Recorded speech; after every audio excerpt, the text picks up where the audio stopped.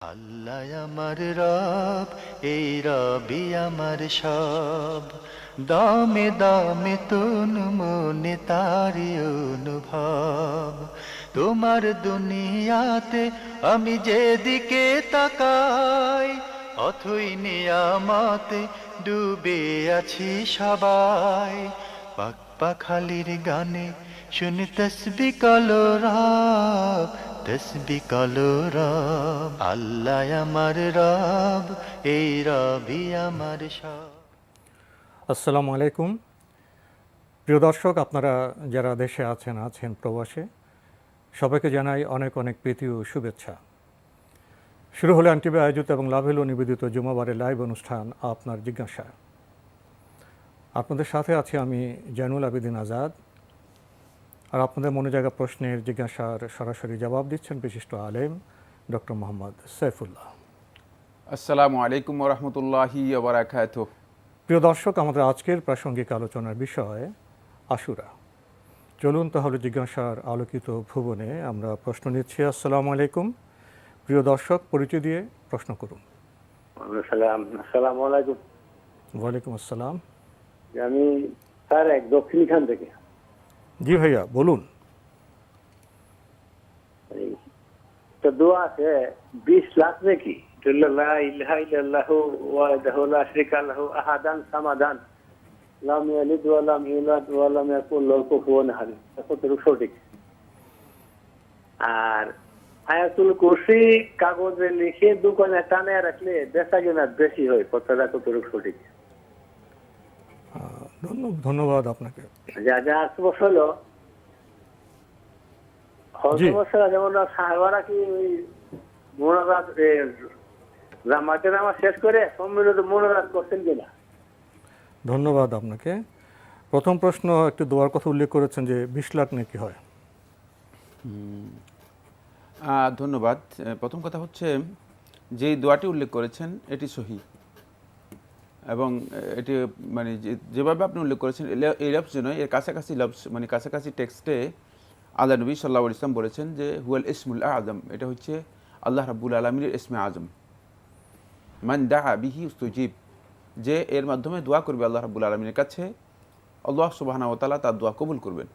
এই শব্দের কাছাকাছি শব্দ লা ইলাহা ইল্লা আনতা ওয়াহদাহু লা শারীকা লা আহাদান সামাদান লাম ইয়ালিদ ওয়া লাম ইউলাদ ওয়া লাম ইয়াকুল লাহু কুফুয়ান আহাদ, কাছাকাছি শব্দ।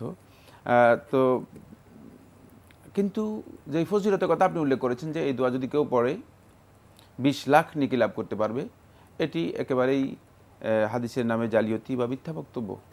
এর কোনো ভিত্তি আছে বলে আমার জানা নেই। বিশুদ্ধ কোনো বক্তব্য বা রেওয়ায়তের মাধ্যমে এটি সাব্যস্ত হয়নি, এমনকি কারো বক্তব্যের মাধ্যমে সাব্যস্ত হয়নি। যে সমস্ত মিথ্যা রেওয়ায়তগুলো উল্লেখ করা হয় থাকে, এগুলো সবগুলোই আমরা দেখতে পাবো। একটা বই আছে ওয়াজাইফ মোকাম্মাল ওয়াজাইফ, এটি বাংলায় পাওয়া যায়, বা ওয়াজিফা শরীফ এই ধরনের নামে মানে কিছু বই পাওয়া যায়। সেগুলোর মধ্যে উল্লেখ করা হয়ে থাকে এই সমস্ত বক্তব্যগুলো, ভিত্তিহীন বক্তব্যগুলো। আরেকটি প্রশ্ন করেছেন, আয়াতুল কুরসি লিখে ঝুলিয়ে রাখলে কি বেচাকেনায় বৃদ্ধি হয়? না, এই বক্তব্য শুদ্ধ নয়। এটা ওই ধরনেরই বক্তব্য যেটা অল্প আগে আমরা বলেছি। ঠিক এগুলো লোকদেরকে বিভিন্নভাবে মানে ফজিলত নিজেরা আবিষ্কার করে নিয়েছে, গবেষণা করে আবিষ্কার করে নিয়েছে। সহি ভিত্তি নেই। না, কোনো ভিত্তি নেই, এর কোনো ভিত্তি নেই। পুরো কোরআন যদি ঝুলিয়ে রাখেন আর বেচাকেনা, যদি সেই বেচাকেনার যেই মার্কেটিং সিস্টেম ফলো না করেন, তাহলে বেচাকেনা হবে না। কোরআন পুরোটা জুড়ে রাখলে আয়াতুল কুরসি তো দূরের কথা, বেচাকেনার সম্পর্কে তো সুন্নাহসম্মত বিধান আছে, তো বিধান আছে, সেখানে জানতে হবে, ম্যানেজমেন্ট জানতে হবে।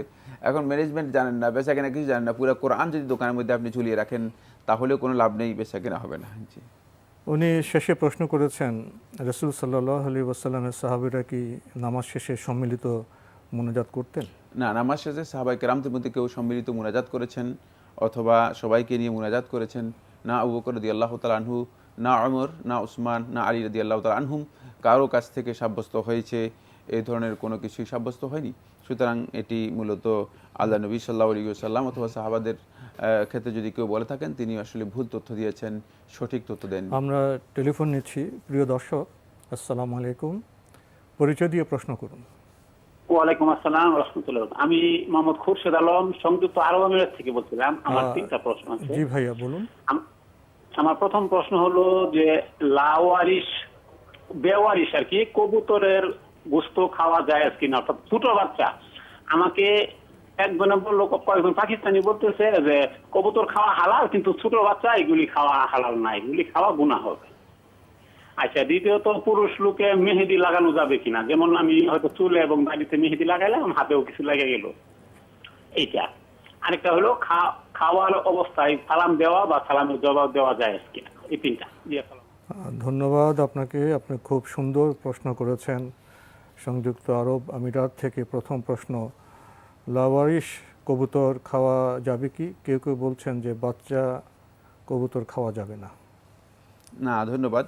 কবুতর হালাল, এটি প্রায় সমস্ত ওলামায়ে কেরামের ঐক্যমত। এই মাসআলার মধ্যে কেউ দ্বিমত পোষণ করেছে আমি জানি না। সেক্ষেত্রে কবুতর যদি আপনি কোনোভাবে শিকার করতে পারেন, ধরতে পারেন, সেটা ছোট হোক বড় হোক, লাওয়ারিশ হোক, এতে কোনো অসুবিধা নেই, আপনি খেতে পারবেন, খাওয়া জায়েজ রয়েছে।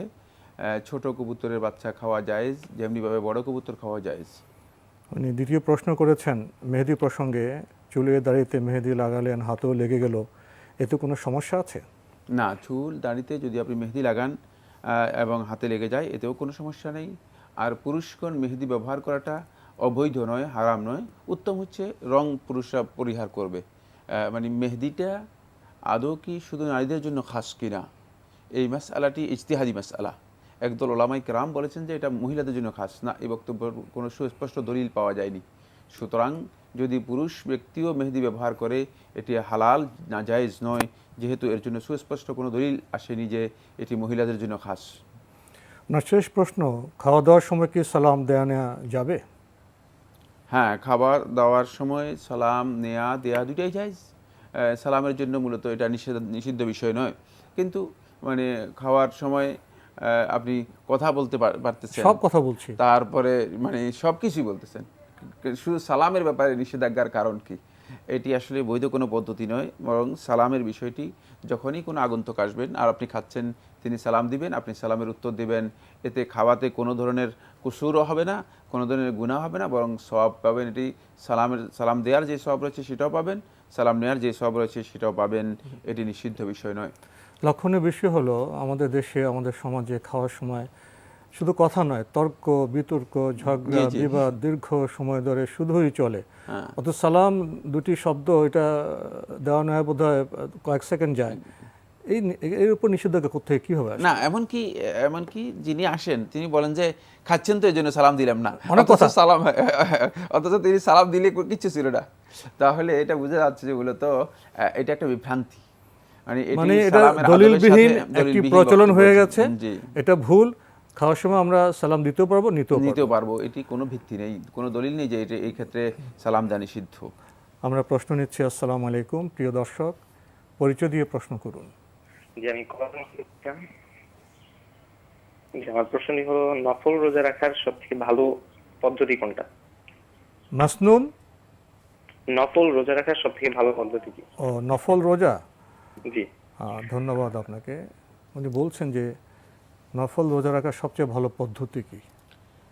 পদ্ধতি বলতে আসলে কি বুঝেছেন? রোজা রাখার পদ্ধতি তো একেবারেই স্পষ্ট বিষয়, পদ্ধতি একই পদ্ধতি। নফল, ফরজ, ওয়াজিব, সুন্নত সমস্ত সিয়ামের পদ্ধতি একটাই, কিন্তু আপনি হয়তো এটা বলতে পারেন যে মানে নফলের মধ্যে কোনগুলো উত্তম, নফলের মধ্যে কোনগুলো উত্তম। যদি আপনি নফল সিয়াম পালন করতে চান, তাহলে আপনি আইয়ামুল বিদের সিয়ামগুলো নিয়মিত করতে পারেন। আইয়ামুল বিদ হচ্ছে আরবি মাসের 13, 14, 15 এই দিনগুলোতে আপনি সিয়াম পালন করতে পারেন। রাসূলুল্লাহ সাল্লাল্লাহু আলাইহি ওয়াসাল্লাম হাদিসের মধ্যে ইরশাদ করেছেন, যারা এই আইয়ামুল বিদের সিয়াম পালন করবে থাকবে কান্নামা সামাদ দাহার, মনে হলো যেন তারা সারা জীবন সিয়াম পালন করলো। সুতরাং এই 3 দিনের সিয়াম পালন করতে পারেন। আরও রাসূলুল্লাহ সাল্লাল্লাহু আলাইহি ওয়াসাল্লাম হাদিস দ্বারা প্রমাণিত হয়েছে, তিনি সোমবার এবং বৃহস্পতিবারের সিয়াম কন্টিনিউ করতেন, সেটাও আপনি কন্টিনিউ করতে পারেন নফল সিয়াম পালনের ক্ষেত্রে। তবে মানে 3 দিন যদি আপনি মাসে মানে নিয়মিত কন্টিনিউ করেন, তাহলে আপনি এই ফজিলতটুকু পেয়ে যাবেন, যেটি আমরা ইতিপূর্বে বললাম, সেটি আপনি লাভ করতে পারবেন। এছাড়া তো আপনার মুহররমের রোজা আছে। না, সুনির্দিষ্ট সুন্নাহ রোজা যেগুলো রয়েছে সেগুলো তো অবশ্যই পালন করার জন্য চেষ্টা করবেন। জি, আমরা প্রশ্ন নিচ্ছি। আসসালামু আলাইকুম, প্রিয় দর্শক, পরিচয় দিয়ে প্রশ্ন করুন। আসসালামু আলাইকুম। ওয়ালাইকুম আসসালাম। জি, আমি মোহাম্মদ আনোয়ার ইসলাম, ঢাকা নাগালপাড়া থেকে। জি ভাইয়া বলুন। যে আমার দুটো প্রশ্ন আছে। আর প্রথম প্রশ্ন ছিল, আমার দেশে একজন লেখক ডক্টর মতিউর রহমান, ওনার একটা বই আছে সাফায়ের দ্বারা দুদক থেকে মুক্তি পাওয়া যাবে কি। এই বইতে উনি লিখছেন যে কবিরা গুনাহগার মুমিন চিরস্থায়ী জাহান্নামে, সেখান থেকে চিরকাল থাকবে, সাফায়ের দ্বারা মুক্তি লাভ করতে পারবে না। আর ওনার একটা বই আছে সবচেয়ে বড় গুনাহ শিরিক নাকি কোরআন না বোঝা। বইতে লিখেছেন শিরিকের চাইতে বড় গুনাহ হলো কোরআন না বুঝে পড়ায়। এখন আমার প্রশ্ন হলো, আমরা তো A to Z বোঝা সম্ভব না কোরআন, তাহলে কি আমরা বড় গুনাহগার কিনা? আর দ্বিতীয় আর এটা কি আহলে সুন্নাত ওয়াল জামাতের আকীদা কিনা? আর আমার দ্বিতীয় প্রশ্ন হলো জি যে আমাদের মসজিদে গত পরশুদিন ফজরের সালাত শেষে ইমাম সাহেব বলতেছিলেন যে যারা মুনাজাত দিবেন না তারা সালাত শেষে মসজিদ থেকে বের হয়ে যাবেন, আর যারা মুনাজাতের সময় যারা উঠে চলে যান এগুলো চরম বেয়াদবি। এখন আমার কথা হলো এই কথাটা সঠিক কিনা? ধন্যবাদ আপনাকে। আপনি অনেকগুলো গুরুত্বপূর্ণ প্রশ্ন করেছেন। প্রথম প্রশ্ন, যারা কবিরা গুনাহ করবে তারা চিরকাল জাহান্নামে থাকবে, মুক্তি নেই। প্রথম কথা হচ্ছে, কবিরা গুনাহকারী ব্যক্তি ফি মাশিয়াতিল্লাহি তাআলা, আল্লাহ রাব্বুল আলামিনের ইচ্ছার মধ্যে থাকবে। আল্লাহ রাব্বুল আলামিন তাকে ইচ্ছা করলে জান্নাতও দিতে পারেন ক্ষমা করে দিয়ে, আবার তাকে ইচ্ছা করলে আল্লাহ রাব্বুল আলামিন শাস্তি দিতে পারেন তার অপরাধের কারণে। এটা আল্লাহ রাব্বুল আলামিনের মাশিয়া, ইচ্ছার উপর নির্ভর করবে। আহলে সুন্নাত ওয়াল জামাতের আকীদা হচ্ছে এটি, যে আকীদার কথা আপনি উল্লেখ করেছেন এটি বিভ্রান্ত আকীদা, এটি ইসলামের ব্যাপারে বিভ্রান্ত আকীদা। কবিরা গুনাহকারী ব্যক্তি তওবা করলে তার গুনাহ মাফ হয়ে যায়। আর যদি কোনো কারণে তিনি কবিরা গুনাহ করে মৃত্যুবরণ করে থাকেন, সেক্ষেত্রে আল্লাহ রাব্বুল আলামিনের মাশিয়াত এর উপর নির্ভর করবে, আল্লাহ রাব্বুল আলামিন ক্ষমা করে দেবেন, আল্লাহর ইচ্ছা। আর অসংখ্য হাদিসের বক্তব্যের মাধ্যমে সাব্যস্ত হয়েছে যে আল্লাহ রাব্বুল আলামিন জাহান্নামে ওই যাদেরকে নিক্ষেপ করবেন বা জাহান্নামে যারা যাবে তাদেরকে আবার আল্লাহ সুবহানাহু ওয়া তাআলা একদলকে আল্লাহ রাব্বুল আলামিন ক্ষমা করে দেবেন, যাদেরকে আল্লাহ নবী সাল্লাল্লাহু আলাইহি ওয়াসাল্লাম আবার জাহান্নাম থেকে জান্নাতে নিয়ে আসবেন। অসংখ্য সহিহ হাদিস দ্বারা সাব্যস্ত হয়েছে। সুতরাং এই যে আকীদার কথা বলেছেন এটি পথভ্রষ্ট বিভ্রান্ত ব্যক্তির আকীদা, ইসলামের সাথে সামঞ্জস্য নেই এবং এটি ইসলামী আকীদা নয়। আরেকটি প্রশ্নে উল্লেখ করেছেন, এক ব্যক্তির নাম উল্লেখ করে, গ্রন্থের নাম উল্লেখ করে তিনি বলেছেন যে কোরআন না বুঝে পড়াটা শিরক করার চাইতেও বড় গুনাহ। উনি বলছেন আমরা সাধারণ মানুষ যারা তেমন লেখাপড়া জানেন না, তারা সবাই কি কোরআন বুঝে পড়তে পারবেন? তার এই আবিষ্কার কবে হয়েছে আমি জানি না, তবে কবিরা গুনাহের ব্যাপারে আল্লাহ নবী সাল্লাল্লাহু আলাইহি ওয়াসাল্লামের যতগুলো হাদিস রয়েছে একটির মধ্যেও আল্লাহ নবী সাল্লাল্লাহু আলাইহি ওয়াসাল্লাম এই কথা বলেন নাই যে মানে কোরআন না বুঝে পড়া কবিরা গুনাহ, একটির মধ্যেও আসেনি। এবং কবিরা গুনাহের উপর আল্লাহ রাসূল সাল্লাল্লাহু আলাইহি ওয়াসাল্লামের হাদিসের আলোকে সর্বমোট 3টি বই লেখা হয়েছে এবং ওই বইগুলোকে ব্যাখ্যা করা হয়েছে, অনেকগুলো ব্যাখ্যা করা হয়েছে। তোর মধ্যে ইমাম শামসুদ্দিন জাহবী রহমতুল্লাহ আলাইহি যে কিতাবটি লিখেছেন আল কাবায়ের, এটি বঙ্গানুবাদ হয়েছে, কবিরা গুনাহ নামে অথবা বিভিন্ন নামে অনুবাদ হয়েছে। একটি বইয়ের মধ্যেও একজন আলেমও এই কথা উল্লেখ করেন নাই যে কোরআন মানে না বুঝে পড়া এটি কবিরা গুনাহ, নাউযুবিল্লাহি মিন যালিক। এটি একেবারেই ইসলামী আকীদার পরিপন্থী, ইসলামের বক্তব্যের পরিপন্থী, এটি ইসলামের সাথে সামান্যতম কোনো সম্পর্ক নেই। হ্যাঁ, মানে কোরআন বুঝার গুরুত্ব রয়েছে, কোনো সন্দেহ নেই, কিন্তু আল্লাহর বান্দা কোরআন না বুঝলে তাহলে তার নাকস ত্রুটি থেকে যাবে, কোরআন থেকে সে হেদায়েত দিতে পারবে না। কিন্তু এটা কবিরা গুনাহ কোরআন না বুঝে তেলাওয়াত করা, বা এটা সবচেয়ে বড় কবিরা গুনাহ, এই ধরনের বক্তব্য দেয়া এটা ধৃষ্টতা, সীমালঙ্ঘন এবং ইসলামী বক্তব্য নয়। এটা আহলে সুন্নাত ওয়াল জামাতের আকীদার সাথে সামান্যতম সামঞ্জস্য নেই। তবে যেহেতু কোরআন অবতীর্ণ হয়েছে বুঝার জন্য, আমরা চেষ্টা করব কোরআন বুঝার জন্য। কোরআন না বুঝাটা ইমানদার ব্যক্তিদের বড় ত্রুটি, বিচ্যুতি, কোনো সন্দেহ নেই। কিন্তু গুনাহ বলতে হলে অবশ্যই দলিলের ভিত্তিতে বলতে হবে, নস থেকে বলতে হবে। এখানে দুটো বিষয় লক্ষ্য করা যাচ্ছে। একটা হলো যেটা আপনি বললেন, পবিত্র কোরআনের লক্ষ্য তো কোরআনকে বুঝে পড়বে, এটা গুরুত্বপূর্ণ। জি জি। কোনো ব্যক্তি এই বিষয়টাকে গুরুত্ব দিতে গিয়ে শরিয়ার বিধান থেকে বিচ্ছিন্ন হয়ে গিয়ে নিজে গবেষণা করে একটা প্রান্তিক অবস্থা গিয়ে এসব কথা বলে ফেলেন যে বুঝে না পড়লে বড় গুনাহ হবে, শিরকের চেয়ে বড় গুনাহ হবে। এগুলো তো আপনার দলিলের বাইরের কথা এবং প্রান্তিকতার কথা এবং এগুলো হলো যে পুরো শরিয়ত সম্পর্কে, দিন সম্পর্কে না জানার কারণে অনেক বড় কোনো কোনো ব্যক্তির এই যে বিচ্ছিন্ন খণ্ডিত গবেষণা, এরকম আমরা বহু ক্ষেত্রে আমরা লক্ষ্য করছি। তারা আসলে এভাবে তো বিভ্রান্ত করছেন মানুষ। না, তাদেরকে এই গবেষণার অধিকার কে দিল? গবেষণার জন্য অবশ্যই দলিল থাকতে হবে, মানে একটি দলিল তো এর জন্য নেই। এটা ঠিক যে আমরা কোরআন বুঝে পড়ার চেষ্টা করব। কোরআন বুঝার ব্যাপারে আল্লাহ রাব্বুল আলামিন কোরআনের মধ্যে বলেছেন, তা রাসূল সাল্লাল্লাহু আলাইহি ওয়াসাল্লাম কোরআন বুঝার নির্দেশনা দিয়েছেন। কোরআন বুঝে পড়তে হবে, এটা তো মানে একেবারে স্পষ্ট কথা। কিন্তু কবিরা গুনাহ অথবা গুনাহ তো হবেই না, কোরআন না বুঝে আমি যদি সাধারণ আমাদের গ্রামের কৃষক, যদি চাষি, যদি শ্রমিক যদি শুধু কোরআনের তেলাওয়াত করে যান, প্রতি হরফে তো তিনি নাকি সওয়াব পাবেন। এই কথা তো আমরা জানি। জি জি জি। আমরা বিরতিতে যাব। শেষের যে প্রশ্নটি, মসজিদে ইমাম বলেছেন যে যারা ফজর নামাজের পরে তারা মোনাজাত করবেন না, তারা মসজিদ থেকে বেরিয়ে যান, মোনাজাত সময় মোনাজাত না করে এটা বেয়াদবি, যদি এক বাক্যে বলতেন। না, ইমামের এই বক্তব্য মূলত ইসলামী শরিয়া অনুযায়ী গ্রহণযোগ্য নয়, বরং ইমামের বক্তব্যটাই বেয়াদবি। আপনি বেরিয়ে যেতে পারেন, কোনো অসুবিধা নেই। আল্লাহর বান্দাগণ মসজিদ থেকে বের করে দেওয়ার অধিকার কার আছে? ইমামকে কে অধিকার দিল? এটি তিনি ইসলামী বক্তব্য দেন নাই, বরং দৃষ্টতা পোষণ করেছেন, তার নিজের মন গড়া বক্তব্য দেয়। এটা প্রশ্ন নিচ্ছে। আসসালামু আলাইকুম, পরিচয় দিয়ে প্রশ্ন করুন। আসসালামু আলাইকুম। ওয়ালাইকুম আসসালাম। জহুল বলছিলাম পাবনার ঈশ্বরদী থেকে। জি ভাইয়া বলুন। প্রশ্নটা হচ্ছে মহাত্মার কাছে যে কিছু বয়স্ক লোকদের একজন হুজুর কারি সাহেব কোরআন তেলাওয়াত করেন, কোরআন তেলাওয়াত শিখান সহি করে। অনেকে এখানে মূর্খ লোক না কোরআন তেলাওয়াত শিখতে যায়, অনেকে জানা লোকও শিখতে যায়। তো এই বিষয়টা যখন কোরআন তেলাওয়াত শিখায় বা শেখানোর পরে বা কিছুদিন পরে হাদিয়া স্বরূপ মানে বিভিন্ন ভাবে ব্রেন ওয়াশ করে, তোমরা ছেলেকে আপনারা যদি ছেলেকে প্রাইভেট তাও তো টাকা দেওয়া লাগে, এরকম বিভিন্ন বিভিন্ন ভাবে তাদের মেন্টাল ব্রেন ওয়াশ করে কিছু হাদিয়ার কথা বলা হয় এবং যথেষ্ট পরিমাণ হাদিয়া নেয়। তো বাচ্চাদেরকেও হাদিয়া নেয়। তো আমি কোরআন শরীফে দেখলাম সূরা বাকারার ভিতরে যে আল্লাহ বলছে যে তোমরা স্বল্প মূল্যে আমার আয়াত বিক্রি করো না। তো আমি যদি বা ওই যে হুজুর এটা পড়ানোর পরে যে ওদেরকে শিখায় হাদিয়াটা নেয়, আমি হুজুর কাছে জানতে চাইছিলাম হাদিয়া শুধু বিস্তারিত একটু। আর এই যে টাকাটা নিয়ে উনি খাচ্ছে বা টাকাটা নিচ্ছে সহজ ভাবে না, যে আমি শিখলাম, শিখার পরে আপনাকে যতটুকু ইচ্ছা আমি দিলাম, এভাবে না। ভাবটা হচ্ছে এরকম, আমি কিছু ভাবে কৌশলে কিছু নিলাম। যে আপনার প্রশ্নটা আমরা বুঝতে পেরেছি। আপনার কি আর কোনো প্রশ্ন আছে? আর এই হাদিয়া সম্পর্কে আমাকে একটু বিস্তারিত জানাবেন। জি জি, ধন্যবাদ আপনাকে। এই কোরআন শেখা, দিন শেখা, হাদিয়ার প্রসঙ্গে আমাদের সমাজে নানা চিত্র আছে, নানা কথা আছে।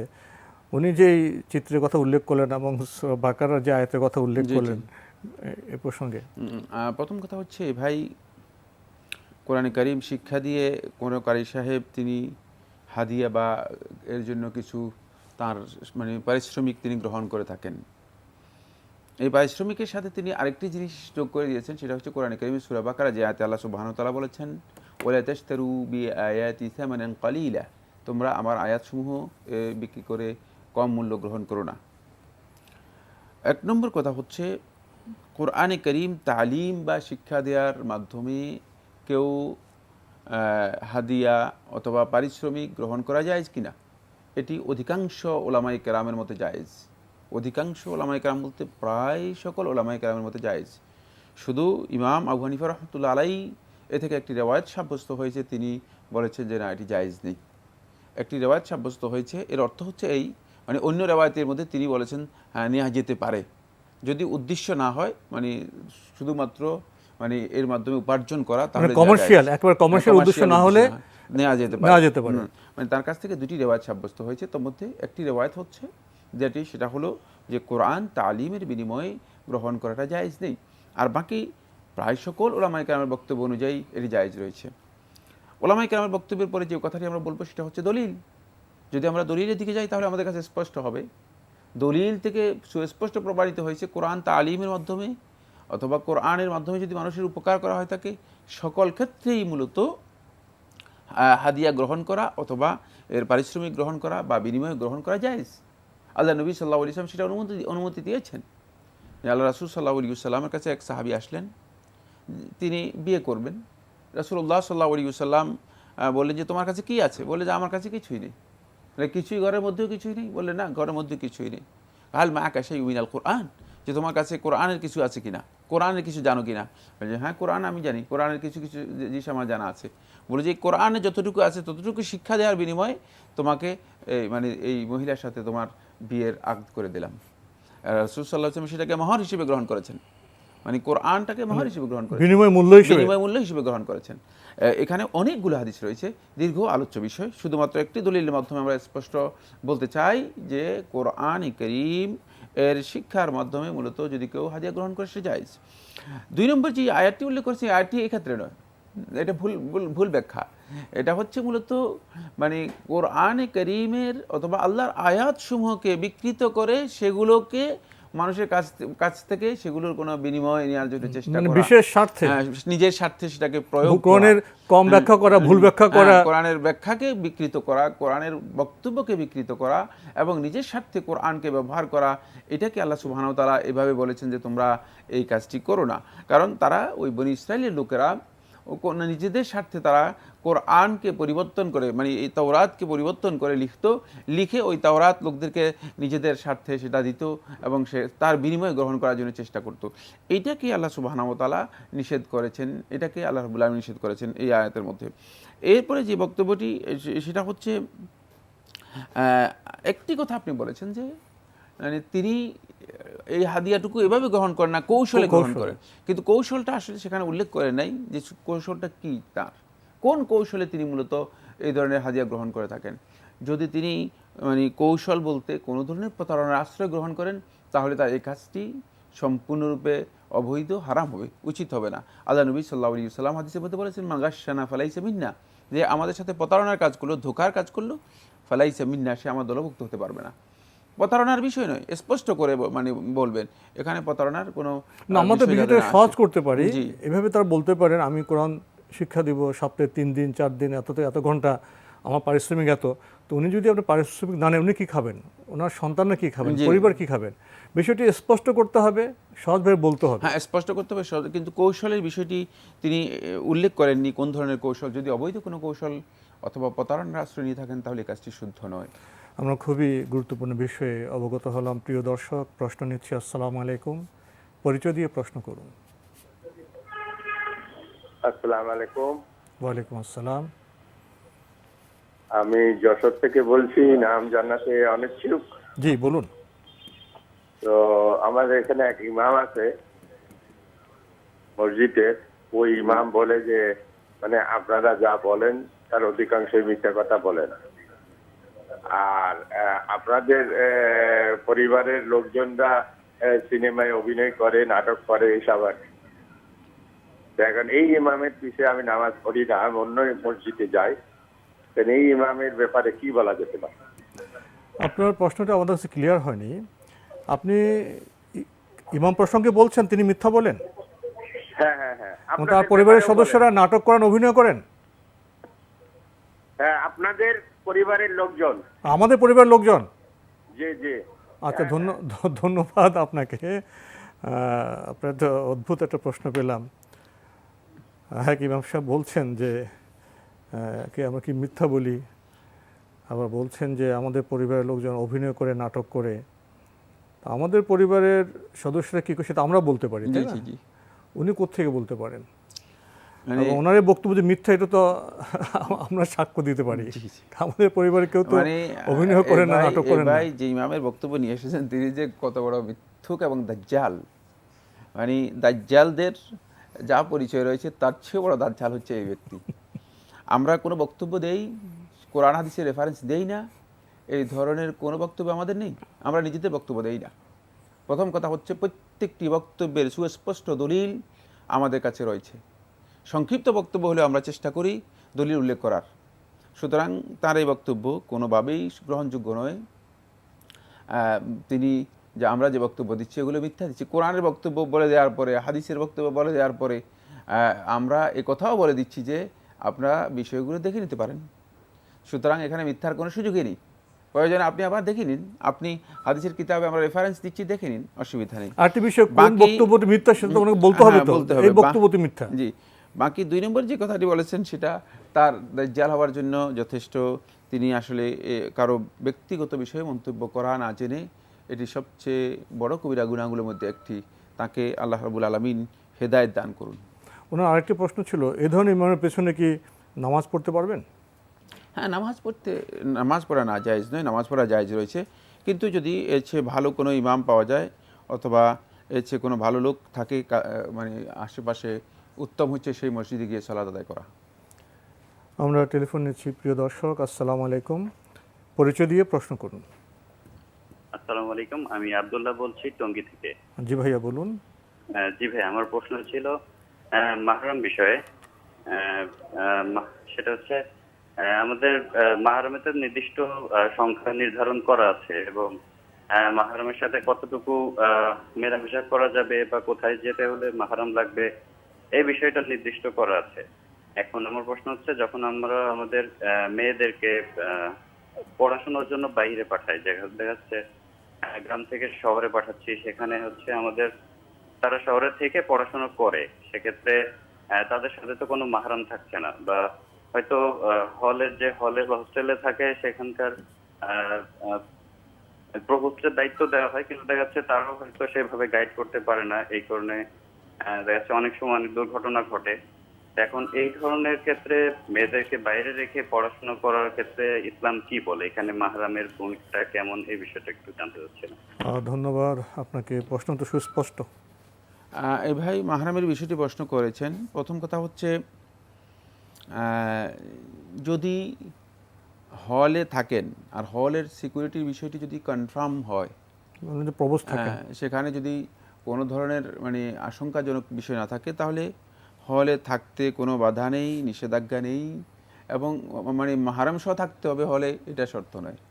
শর্ত হচ্ছে যখন সফর করবে তখন মাহরাম, মানে সফরের দূরত্বে যখন যাবে তখন মাহরাম থাকতে হবে সাথে। যখন আপনি তাদেরকে সফরের দূরত্বে যখন কোথাও পাঠাবেন তখন মাহরাম সহ মানে তাদেরকে দিতে হবে। মাহরাম তাদেরকে পৌঁছে দিতে পারেন হলে, এরপরে তা থাকবে, আবার যাওয়ার সময় তাদেরকে মানে মাহরাম ব্যক্তি তাদের সাথে করে নিয়ে যাবেন। এটি তাদের জন্য জায়েজ রয়েছে, না জায়েজ নয়। এডুকেশনের জন্য অথবা চিকিৎসার জন্য অথবা অন্য কোনো প্রয়োজনে যদি কেউ কোথাও থাকতে হয় তাকে, সেখানে যদি তিনি দুটি জিনিস কনফার্ম করেন, একটি হচ্ছে তার থাকার নিশ্চয়তা, মানে তিনি যে নিরাপদে থাকতে পারবেন এই বিষয়টি কনফার্ম করে থাকেন, এবং নিজের ব্যাপারে কোনো ধরনের আশঙ্কা তার যদি না থাকে, তাহলে সেই ক্ষেত্রে তার জন্য থাকা জায়েজ রয়েছে, থাকার জন্য মাহরাম শর্ত নয়। সাধারণভাবে এটি জায়েজ যদি কোনো বিশেষ হোস্টেলে কোনো বিশেষ জায়গায় যদি নিরাপত্তার সংকট দেখা দেয়, তাহলে তো সেখানে না রাখাই ভালো, অন্য ব্যবস্থা নিতে হবে সেক্ষেত্রে। কোনো সন্দেহ নেই, সেটা তো আমরা বললাম। আশঙ্কা কোনো কারণে আশঙ্কা করলে সাথে সাথেই সেটা অবশ্যই, মানে সাধারণভাবে নিষিদ্ধ নয়, বিশেষ ক্ষেত্রে আশঙ্কার ক্ষেত্রে হ্যাঁ, আশঙ্কা থাকলে অবশ্যই সাথে সাথে সেটা পরিবর্তন করতে হবে। কারণ হতে পারে, কারণ নারীদের বিষয়ে বিভিন্ন ধরনের সমস্যা হতে পারে। প্রিয় দর্শক, আমরা টেলিফোন নিচ্ছি। আসসালামু আলাইকুম, পরিচয় দিয়ে প্রশ্ন করুন। আসসালামু আলাইকুম ওয়া রাহমাতুল্লাহি ওয়া বারাকাতুহু। ওয়া আলাইকুম আসসালাম ওয়া রাহমাতুল্লাহ। জি, প্রশ্ন করুন। আমি মোহাম্মদ আতরম বলছিলাম, ওয়ারি, ঢাকা থেকে। জি ভাইয়া। আমার প্রশ্ন হচ্ছে, জনাব, আমি ফরজ নামাজের সময় ভুল করে ইমামের আগেই সালাম ফিরিয়ে নিয়েছিলাম। তো ওই নামাজ আমি কি আবার কিভাবে পড়বো? নামাজ কি আমার হয়েছে? আরেকটা জিজ্ঞাসা হলো, আমি আমার বোন ওমরা যেতে চাই, তো আমি আমাদের এলাকার এক মামার সাথে কথা বলছিলাম, উনি বলছেন যে মহরম ছাড়াই তিনি যেতে পারবে, মহরম ছাড়া যেতে পারবে নাকি, এটা পারবে কিনা? ধন্যবাদ আপনাকে, খুব গুরুত্বপূর্ণ প্রশ্ন করেছেন। উনি ফরজ নামাজ ইমামের আগে সালাম ফিরিয়ে ফেলেছেন, এখন নামাজ হয়েছে কিনা বা উনি কি করবেন? না, আপনার সালাত হয়নি, আপনার সালাত আবার আদা করতে হবে, দৌড়াতে হবে, দ্বিতীয়বার আদায় করতে হবে। কারণ আপনি সালাত মানে আপনার কাজের মাধ্যমে সালাতটা ভঙ্গ করে দিয়েছেন। ইমামের আগে সালাম ফিরানো এটি বৈধ নয়, ইমামের পরে সালাম ফিরাতে হয়। সালামের বিধান হচ্ছে ইমামের পরে সালাম ফিরাতে হয়। তাই আপনার উচিত হচ্ছে আবার সালামটি আদা করা, মানে পুরো নামাজটা আবার পুনরায় আদায় করা। জি, আরেকটি প্রশ্ন করেছেন, ওনার বোন ওমরা যেতে চান, তো একজন ইমাম বলেছেন যে মহরম ছাড়াও ওমরা করা যাবে না। এই মাহরাম ছাড়া যাবেন কিভাবে তিনি? আল্লাহ নবী সাল্লাল্লাহু আলাইহি ওয়াসাল্লাম নিষেধ করেছেন, স্পষ্ট হাদিসের মধ্যে নবী সাল্লাল্লাহু আলাইহি ওয়াসাল্লাম বলেছেন, মানে যে নারী তুমিন বিল্লাহি ওয়া রাসূলিহি, আল্লাহ এবং তার রাসূলের প্রতি ঈমান আনে, তার জন্য জায়েজ নেই আনতুসাফির মাসিরাতা সাফারিন ইল্লা ওয়া মাআহা মাহরাম, যে সে সফর করবে তার সাথে মাহরাম থাকবে না, সফরের দূরত্বে যাবে, এই ধরনের কাজ তার জন্য কোনোভাবেই জায়েজ নেই। সুতরাং এটি যদি কোনো ইমাম বলে থাকেন তিনি আল্লাহ রাসূল সাল্লাল্লাহু আলাইহি ওয়াসাল্লামের এই হাদিস সম্পর্কে জ্ঞান রাখেন না, তার জন্য জায়েজ নেই, তিনি মাহরাম ছাড়া যেতে পারবেন। জি, প্রশ্ন নিচ্ছি। আসসালামু আলাইকুম, পরিচয় দিয়ে প্রশ্ন করুন। জি, ওয়ালাইকুম আসসালাম। আসসালামু আলাইকুম। ওয়ালাইকুম আসসালাম। জি, আমি কথা বলছিলাম রংপুর থেকে, মোহাম্মদ খালিদুর রহমান। জি ভাইয়া বলুন। জি, আমার একটা প্রশ্ন হচ্ছে,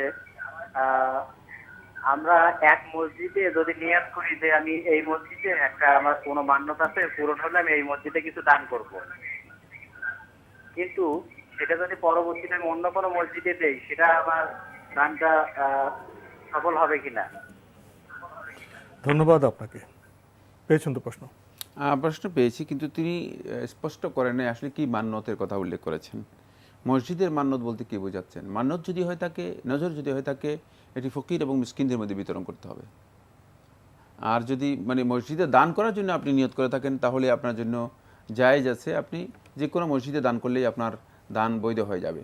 আপনি নিয়ত করেছেন যে আমি একটা মসজিদে দান করব, হয়তো কাছের একটা মসজিদ, কিন্তু পরবর্তীতে আপনার দেখা গেল যে এর চেয়েও আরেকটা মসজিদ আরও বেশি সমস্যাগ্রস্ত, অসুবিধা আছে, সেক্ষেত্রে আপনি এই মসজিদে যে দানটা করার নিয়ত করেছিলেন সেই দানটি আপনি অন্য মসজিদে যদি করেন এটা আপনার জন্য জায়েজ রয়েছে। কিন্তু মান্যত এটা আরেকটি বিষয়, মান্যত হচ্ছে নজর। আর নজরটা যদি আপনি করে থাকেন যে আমি আল্লাহর জন্য একটা নজর করে থাকি কোনো সুনির্দিষ্ট উদ্দেশ্যে, তাহলে এই নজর ফকির মিসকিনদের মধ্যে বিতরণ করতে হবে, এটা মসজিদের হকের সাথে সম্পৃক্ত নয়। আপনি এই বিষয়টি স্পষ্ট করতে পারেননি, কিন্তু যদি শুধু দান আপনি নিয়ত করেন তাহলে আপনি যে কোনো মসজিদে দান করলেই সেই দান আদায় হয়ে যাবে। আমাদের আজকের প্রাসঙ্গিক আলোচনার বিষয় আশুরা। আজকে তো মানে আশুরা দিবস, আবার ইয়াউমুল জুমআ, জুম্মাবার, এই দুটি ফজিলত একসাথেই হয়েছে।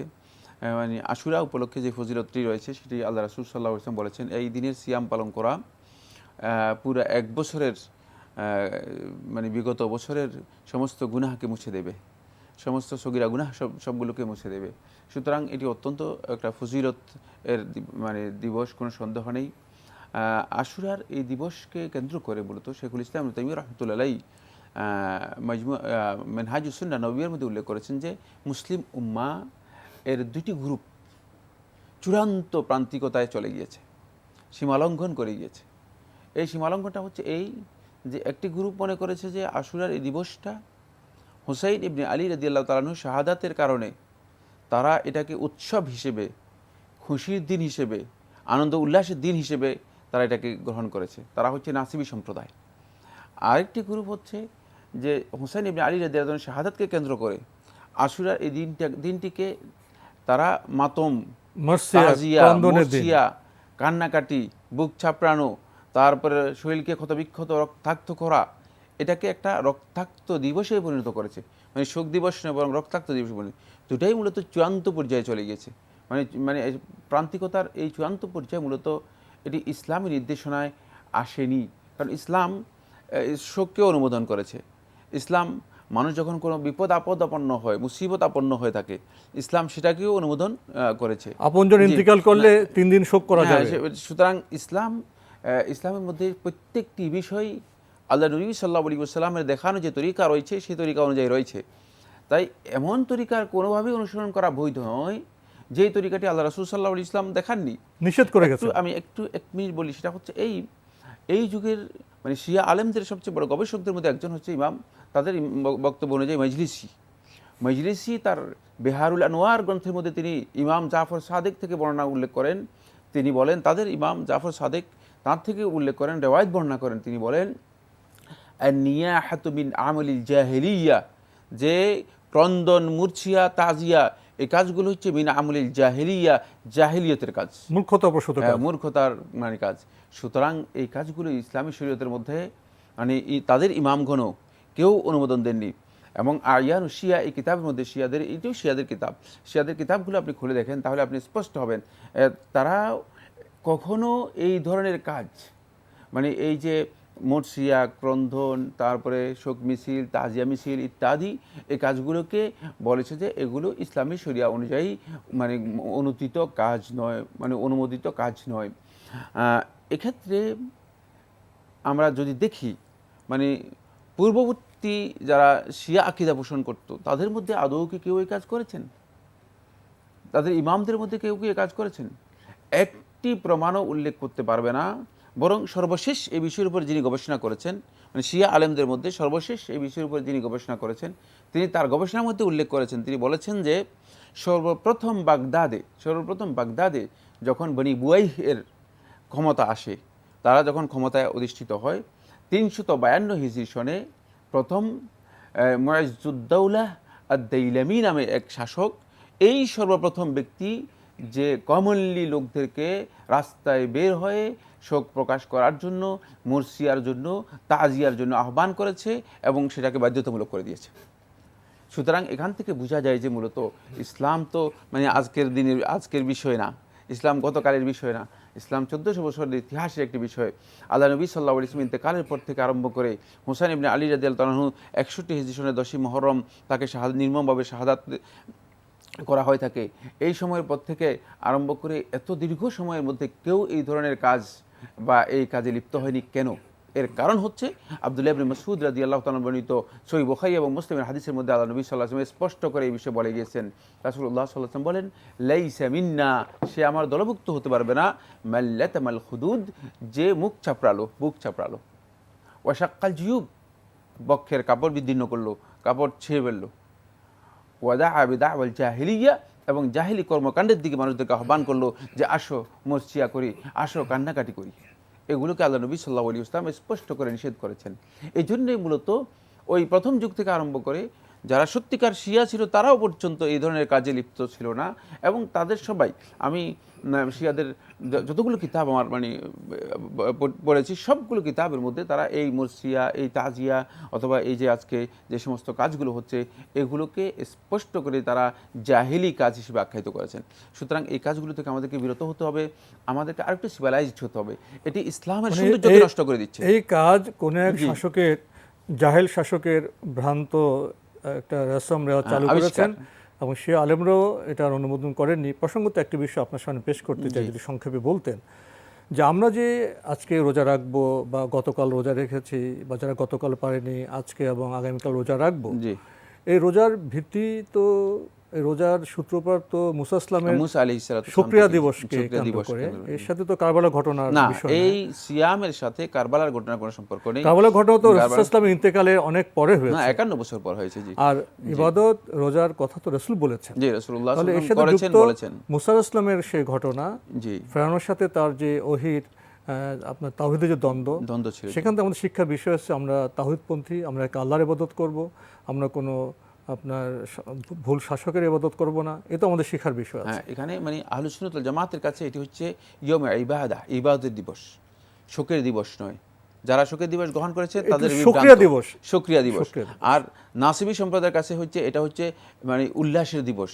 কারণ কি, নাসবিরা মানে সর্বপ্রথম আলী ইবনে আবি তালেবের বিরুদ্ধাচরণ করে আলী ইবনে আবি তালেবের বিপক্ষে অবস্থান নিয়েছিল।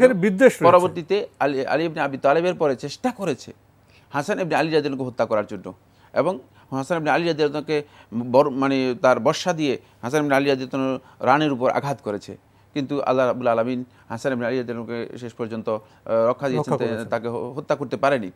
এবং শেষ পর্যায়ে গিয়ে মূলত মানে হুসাইন ইবনে আলী রাদিয়াল্লাহুকে হত্যা করেছে। এবং এই হত্যাকারীরা সকলেই মূলত যারা হত্যা করেছে শিয়াদের কিতাবের মধ্যে এটা উল্লেখ রয়েছে, এরা অধিকাংশই মানে প্রকাশ করেছে তারা মানে আলী ইবনে আবি তালেবের অনুসারী অথবা শিয়াতু আলী, তাদের পরিচয় দিয়েছে তারা শিয়াতু আলী, যে আমরা আলীর শিয়া, তারা নিজেদেরকে শিয়া পরিচয় দিয়েছে। এবং শিয়াদের কিতাবগুলোর মধ্যে এটা উল্লেখ রয়েছে। এখান থেকে প্রমাণিত হয় মূলত এটি একটি ষড়যন্ত্র ছিল, এবং ষড়যন্ত্রকারীরা তারা নিজেরাও শিয়া ছিল। যারা হত্যা করেছে হুসাইন ইবনে আলী রাদিয়াল্লাহুকে, যারা আজকে ক্রন্দন করছে, মুরসিয়া করছে, তারাই মূলত ওই একই গ্রুপ মূলত হত্যা করে এটার মানে এখন বর্তমানে তারা এই ধরনের কাণ্ড ইসলামের মধ্যে করছে। আর এটি ইসলামকে মূলত কলুষিত করার একটা ষড়যন্ত্র। ইসলাম যে সৌন্দর্য নিয়ে এসেছে, যে সৌন্দর্যের আহ্বান করেছে, আজকে সেই সৌন্দর্যকে বিকৃত করা হচ্ছে, রক্তাক্ত চিত্র তৈরি করা হচ্ছে। দুটি বিষয় খুবই স্পষ্ট রাসূল সাল্লাল্লাহু আলাইহি ওয়াসাল্লাম আমাদের যে রোজা রাখার কথা, ইবাদতের কথা বলেছেন, শুকরিয়া জ্ঞাপনের কথা বলেছেন, তার সাথে হযরত মুসা ইসলামের ঘটনা জড়িত। জি। আর তার বহু পরে কারবালার যে ঘটনা, হযরত হোসেন রাদিয়াল্লাহু তাআলা আনহুর যে মর্মান্তিক শাহাদাতের ঘটনা, সেটা পরের ঘটনা, ইতিহাসের ঘটনা, সেখানে তো আমাদের শিক্ষার বিষয় আছে, দুটি আলাদা বিষয়। আর যে শিয়া বলা হচ্ছে, অনেকে জানতে চায় এই শিয়া শব্দের অর্থ কী এবং এটা কিভাবে আবির্ভূত হলো? শিয়া শব্দের অর্থ হচ্ছে দল। আরবিতে শিয়া শব্দের অর্থ হচ্ছে দল। শিয়া তো আলী, মানে যারা আলীর অনুসারী, আলীর দল। তারা নিজেদেরকে কারবালার ঘটনার পর থেকে তারা নিজেদেরকে এই পরিচয় দিত। জি। তো আসলে এই বিষয়ে আরও কথা তো ছিল, কিন্তু প্রশ্ন উত্তর আসনে এত দীর্ঘ ইতিহাসের কথা বললে অনেকে মাহরুম হবেন, বঞ্চিত হবেন। প্রশ্ন নিচ্ছি। আসসালামু আলাইকুম, প্রিয় দর্শক, পরিচয় দিয়ে প্রশ্ন করুন। লাইনে আছেন? প্রশ্ন নিচ্ছি। আসসালামু আলাইকুম, প্রিয় দর্শক, পরিচয় দিয়ে প্রশ্ন করুন। জি বলুন। আমি নজমুল হাসান চৌধুরী, ঢাকা আজিমপুর থেকে বলছি। হ্যাঁ জি ভাইয়া বলুন। এটা আমাদের গ্রামের একটা মসজিদ সংক্রান্ত। জি। এই একটা মসজিদ আমাদের আমার আব্বার মৃত্যুর পরে করা হয়েছে। এটাকে একটু শিফট করবে তারা, একই প্লটে একটু বড় করে। এখন তারা বলতেছে যে ওই মসজিদে যদি শিফট করেন, ওই মসজিদের স্থানটা কিছু করা যাবে না। এই ব্যাপারে একটু জানার জন্য। প্রশ্নটা কি এরকম যে একটা মসজিদ জায়গায় শিফট করবেন, অন্য জায়গায় স্থানান্তর করবেন, বড় করে করবেন, আর একদল বলছেন যে আগের মসজিদে কোনো কিছু করা যাবে না, এইভাবে রেখে দিতে হবে, এই তো প্রশ্ন, তাই না? হ্যাঁ, আমাদের জায়গায় করবে, কিন্তু এই মসজিদটা তারা বলতেছে যে এটা আমরা ভেঙে নেব। মসজিদ নতুন জায়গায় শিফট বা স্থানান্তর করবেন, বড় করে করবেন, এই তো? জি জি। আর পুরনো জায়গায় কেউ কেউ বলছেন যে পুরনো জায়গায় অন্য কোনো কিছু করা যাবে না, ওইটা ওইভাবে রেখে দিতে হবে, এই তো প্রশ্ন। রাইট, এইটাই কিছু করা যাবে কি না আমি জানতে চাই। জি জি, ধন্যবাদ আপনাকে। পেয়েছেন তো? জি, প্রশ্ন পেয়েছি। এই ভাই, মসজিদের প্রয়োজনে যদি মসজিদ শিফট করার দেখা দেয়, দরকার হয়, তাহলে শিফট করা জায়েজ। এই বিষয়ে মূলত আলেমদের দ্বিমত নেই। মসজিদ আপনি শিফট করতে পারেন, মসজিদের মাসলাহাত হতে পারে, যেখানে জায়গা আছে ছোট আর একটু বড় করা দরকার, তাহলে এটাকে শিফট করা জায়েজ রয়েছে, প্রথম মাসআলা। দ্বিতীয় মাসআলা হচ্ছে শিফট করার পরে আগের যে জায়গাটা রয়েছে সেই জায়গাটি মানে কি করবে। সেই জায়গাটি যদি ওয়াকফ করা থাকে তাহলে এটা ওয়াকফ হিসেবেই থেকে যাবে। মসজিদের মাসলাহাতে যে কোনো ধরনের কিছু করা জায়েজ, এটি অধিকাংশ ওলামায়ে কেরামের বক্তব্য। মসজিদের মাসলাহাতে যে কোনো কিছু করা যায়, অর্থাৎ কি অর্থ হচ্ছে এই যে মসজিদের কল্যাণে সেখানে ভবন তৈরি করে ভাড়া দিতে পারেন, সেখানে মার্কেট করে দিতে পারেন। তবে সমস্ত মানে এর যেই গাল্লা উৎপাদন বা এর যে ইনকাম আসবে, এই ইনকামটুকু মসজিদ পাবে, এটা মসজিদে যাবে, যেহেতু ওয়াকফ করা রয়েছে মসজিদের নামে। সেক্ষেত্রে সেখানে যেই কোনো কিছু করা জায়েজ রয়েছে যদি ওয়াকফ করা থাকে। আর যদি ওয়াকফ করা না থাকে, এই জায়গাটি ওয়াকফ করা না থাকে, মানে যারা মসজিদের জায়গা দিয়েছেন মানে তারাই এই জায়গার মালিক হয়ে যাবেন এবং তারা তাদের নিজেদের ব্যক্তিগত প্রয়োজনে সেটি ব্যবহার করতে পারবেন, এতে কোনো অসুবিধা নেই। মূল বিষয়টা হলো ওয়াকফ হলে একরকম হবে, ওয়াকফ না হলে যারা মালিক তারা তাদের মালিকানা মতো ব্যবহার করতে পারবেন। জি জি, আমরা জানলাম। প্রিয় দর্শক, প্রশ্ন নিচ্ছি। আসসালামু আলাইকুম, পরিচয় দিয়ে প্রশ্ন করুন। আমি মোহাম্মদ আনোয়ার সাতপুর থেকে বলছি। জি ভাইয়া বলুন। আচ্ছা, আমরা শুনতেছি কেউ বলতেছে স্বামীর ভাই নিজে স্ত্রী ব্যস্ত, আবার কেউ বলতেছে মায়ের ভাই নিজে সন্তানের ব্যস্ত, সঠিক কোনটা? আর আরেকটা প্রশ্ন, সেটা হলো পিতা মাতার অবাধ্য সন্তানকে ইসলামী শরিয়া মোতাবেক কি করা যায় আছে? জি, ধন্যবাদ আপনাকে। ভাই, কেউ বলছে স্বামীর পায়ের নিচে স্ত্রী বেহেশত, কেউ বলছে মায়ের পায়ের নিচে স্ত্রীর বেহেশত। আপনার প্রশ্ন থেকে আমার মধ্যে একটা প্রশ্ন জেগেছে, আমরা কি কেউ থেকে কথা শুনবো ধর্মের কথা? ধর্মের কথা শুনবো কোরআন হাদিস থেকে, বিজ্ঞ আলেম থেকে? আমাদেরও দায়িত্ব আছে। কেউ বললেন, ইনি বললেন, উনি বললেন, এই যদি 14 জনের কথা আমরা 14 রকম শুনতে থাকি, তার কোনো দলিল না থাকে, ভিত্তি না থাকে, আমরা বিভ্রান্ত হব। এবং এই বিভ্রান্ত পথকে যদি আমরা অনুপ্রেরণা দেই, তাহলে তো বিভ্রান্তের ধারা তো অব্যাহত থাকবে। কি বলবেন? জি, না, কেউ এখানে কোনো সুযোগ নেই। আল্লাহ নবী সাল্লাল্লাহু আলাইহি ওয়াসাল্লাম যেটা বলেছেন সেটাই হচ্ছে ওয়াহী। তিনি ওহীর মাধ্যমে বলেছেন, যখন আল্লাহ নবী সাল্লাল্লাহু আলাইহি ওয়াসাল্লামের কাছে কোনো ব্যক্তি আসলেন, তিনি তাকে পরামর্শ দিলেন যে ইলজাম, হ্যাঁ তুমি তোমার মায়ের মানে সেবা যত্ন করো, ফাইনাল জান্নাতা তাহতা রিজলিহা, কারণ জান্নাত হচ্ছে তার পায়ের নিচে। সুতরাং মায়ের পায়ের নিচে জান্নাতের বিষয়ে আল্লাহ নবী সাল্লাল্লাহু আলাইহি ওয়াসাল্লামের নির্দেশনা রয়েছে সহিহ হাদিসের মধ্যে। বাকি স্বামীর পায়ের নিচে জান্নাত এই ধরনের বক্তব্য রাসূলুল্লাহ সাল্লাল্লাহু আলাইহি ওয়াসাল্লামের সুস্পষ্ট কোনো সহিহ হাদিসের মাধ্যমে সাব্যস্ত হয়নি।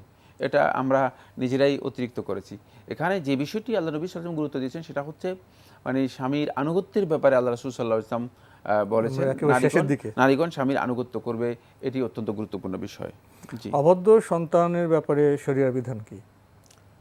অবাধ্য সন্তান এর ব্যাপারে যদি পিতা মনে করে যে এটি অবাধ্য সন্তান, তাহলে এর জন্য পিতা এই সন্তানকে তিনি মানে সন্তানকে যেই হেল্প করা দরকার সেই হেল্প তিনি করবেন না। তিনি যদি সিদ্ধান্ত নেন তার জন্য জায়েজ রয়েছে সিদ্ধান্ত নেওয়া, তিনি হেল্প নাও করতে পারেন। যে সন্তানের সাথে তার মানে সম্পর্ক তিনি বিচ্ছেদ করতে চান, সেটাও তার জন্য জায়েজ রয়েছে।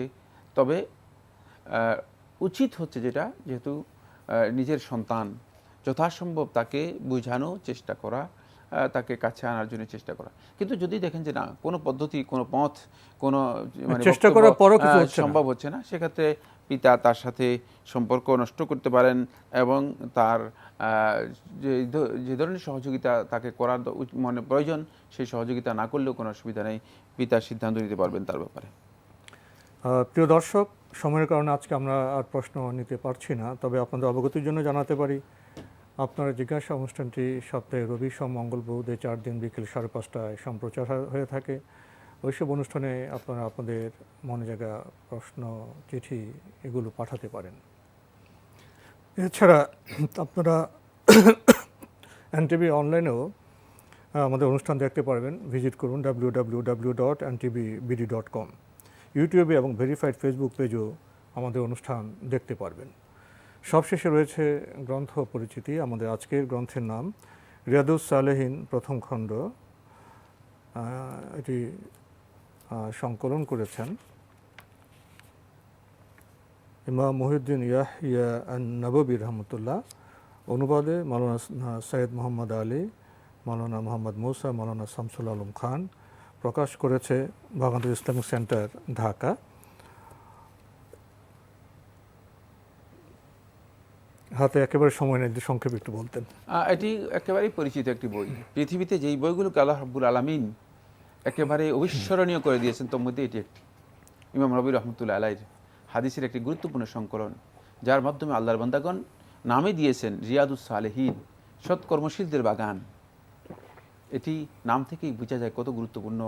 সৎকর্মশীল হওয়ার জন্য মূলত আল্লাহ রাসূল সাল্লাল্লাহু আলাইহি ওয়াসাল্লাম যে নির্দেশনাগুলো রয়েছে সেগুলো এখানে সন্নিবেশিত করা হয়েছে। তো আজকে আমাদের এখানেই শেষ করতে হচ্ছে। আপনাকে অনেক ধন্যবাদ। আপনাকে অশেষ ধন্যবাদ। প্রিয় দর্শক, আমরা গ্রন্থের পরিচয় ঘটাই। আসুন আমরা গ্রন্থ পড়ি, আলোকিত হই। দেখা হবে ইনশাআল্লাহ আগামী জুমাবার একই সময়ে। প্রিয় দর্শক, মহান আল্লাহ আমাদের সবাইকে নিরাপদে রাখুন শান্তিতে। আসসালামু আলাইকুম। আল্লাহ আমার রব, এই রবি আমার সব, দামে দামে তুন মনে তারি অনুভব। আল্লাহ আমার রব, এই রবি আমার সব।